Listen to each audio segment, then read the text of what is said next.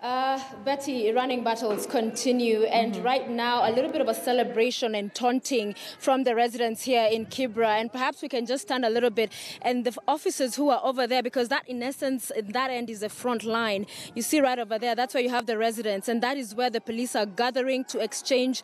Well, they are shooting tear gas canisters. The residents are throwing stones, pelting stones at the officers, as you can see, coming as far as here. One of the officers actually has been hurt. One of the journalists as well has been hit on the face with a stone. So the officers have been moved back. You can see they're getting more bolder, more confident. They're moving up with the stones. Betty, there's over 100 officers deployed here at the Olympic Primary School polling station all around. So you have the police, you have the Kenya Forest Service as well, you have the National Youth Service, and they're all round. So behind me, these buses, green buses, around 1, 2, 3, 4, 5, 6, 7. In there is the voting material still inside.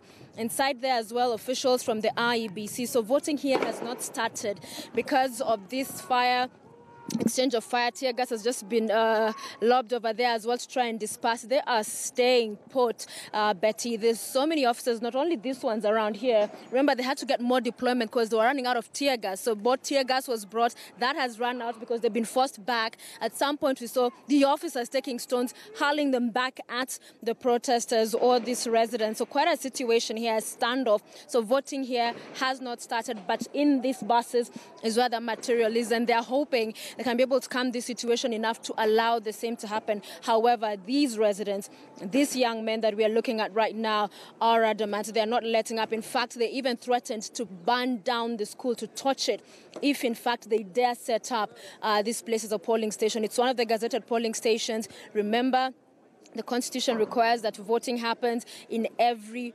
constituency. So this is one of the 290 constituencies. The officers here trying to make sure that happens. So look at this. On this other side, the officers that were here now trying to move up, because that right there is the front line. That is where you go and gauge. So they keep changing.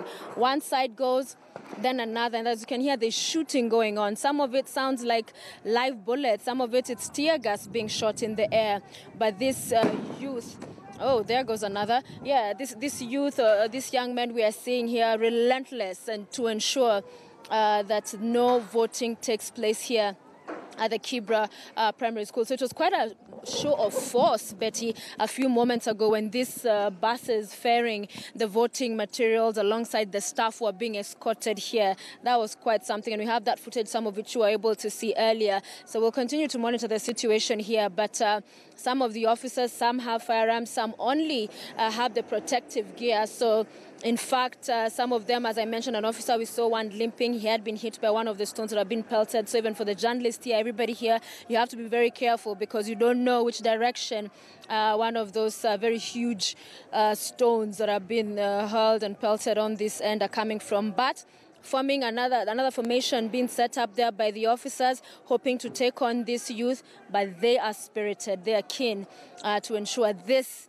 at the end of the day, does not become or materialize to a polling center. Will that work? Time will tell, Betty. Let's see. Over to you.